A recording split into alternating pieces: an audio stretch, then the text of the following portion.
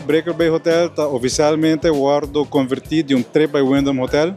É um projeto que já tem 3 anos com bezig, 2 anos e meio de pure construction, tendo hotel habri mitad.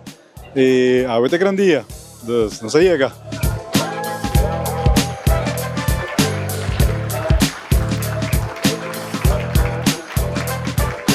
Bom, é renovação da hobby zuiver, hobby moderno, me vai atrair turista novo e espero que não está contente. É o mais importante. Tem 96 câmaras, de local 3 está suite, dos total 99 câmaras.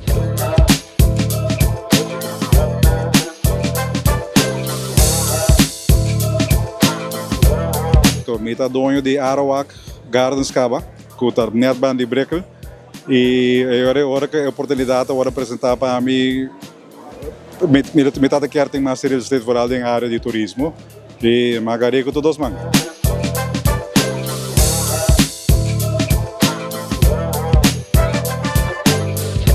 A metade tem hobby, ajudança de público urbano, hobby comerciante ajudando, Deus me quer como urbano, se porque vai adiante, gente está ajudando vai adiante.